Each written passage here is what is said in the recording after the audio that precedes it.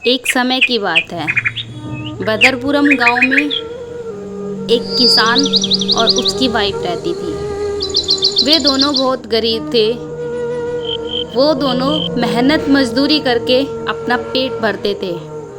एक दिन उसकी पत्नी, अजी सुनते हो, घर में खाने के लिए कुछ भी नहीं है, आपको काम पर जाना पड़ेगा।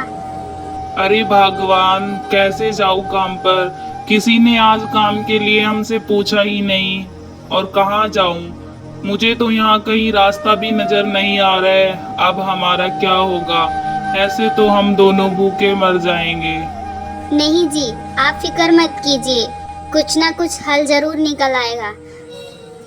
भगवान एक दिन हमारी जरूर सुनेगा, आप फिक्र मत कीजिए। हे ऊपर वाले, कब हमारी सुनेगा?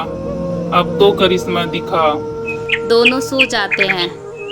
जब अगली सुबह उठते हैं तो किसान इतना मेहनती होता है कि सुबह सुबह ही काम के लिए निकल जाता है। एक सेठ के अनाज चावल को कंपनी में बेचने के लिए निकल जाता है। कुछ देर चलने के बाद वह शहर में पहुंच जाता है। उस शहर में फैक्ट्री होती है जहां पर वह उस सामान को बेच कर आ जाता है। बेचने के बाद जो भी पैसा मिलता वह सब लेकर सबसे पहले वो सेठ के पास जाता और कहता, मालिक मालिक, मैंने आपके कहे अनुसार अनाज चावल को बेच आया हूँ।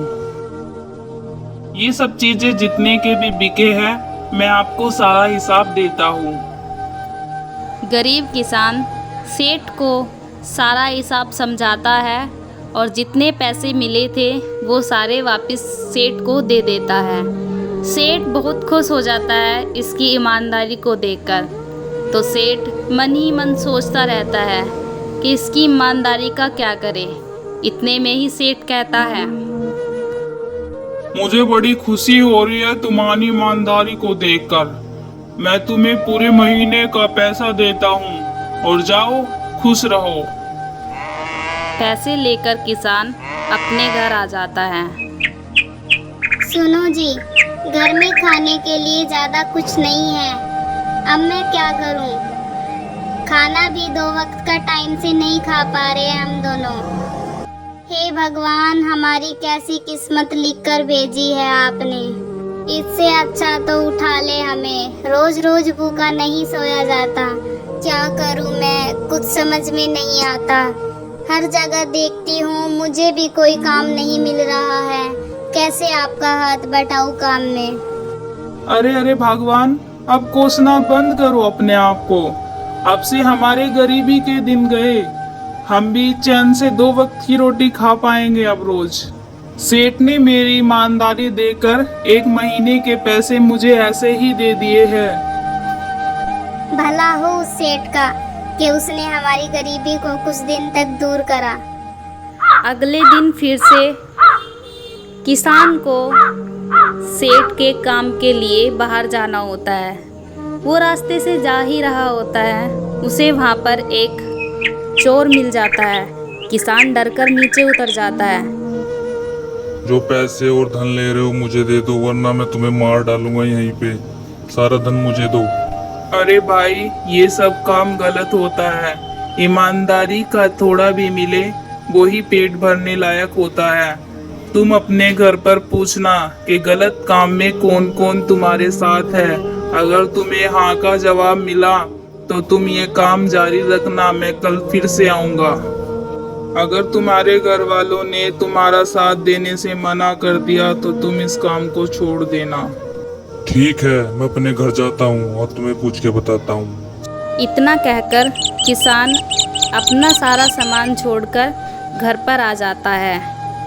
वहीं दूसरी ओर चोर भी अपने घर के लिए निकल जाता है, ये कहते हुए कि आज मैं अपने घर वालों से पूछकर ही वापस आऊँगा और देखना जवाब मेरे घर वाले मेरे साथ ही होंगे।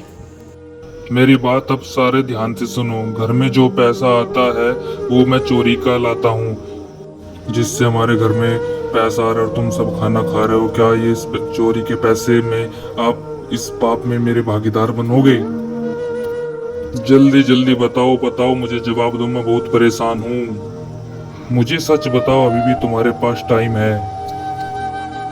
नहीं बेटा, मैं तुम्हारे साथ बिल्कुल भी नहीं हूँ। ये चोरी का पैसा तुम लाते हो, हमें तो इस बारे में पता भी नहीं, तो हम इस पाप के भागीदार क्यों बने? माँ जी बिल्कुल ठीक कह रही है, हम इस पाप के भागीदार नहीं हैं। ये बात सुनकर चोर किसान की ओर बढ़ता है और कहता है कि आज से बुरे काम नहीं करूँगा। किसान वहीं पर ही खड़ा मिलता है। भाई तुमने बिल्कुल सही बात कही थी, गलत काम में कोई किसी का साथ नहीं देता, इसलिए मैं आज से काम सब छोड़ दूंगा।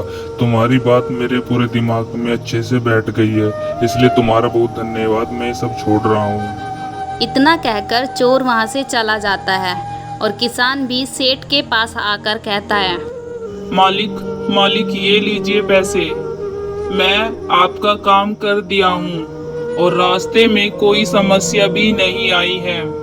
मैं तुम्हारी इस मेहनत और ईमानदारी से बहुत ही खुश हुआ हूँ। आज के बाद तुम कहीं भी मजदूरी मत करना, आज से तुम मेरे पास रहना और यहीं से तुम्हें अच्छे पैसे मैं दिया करूँगा।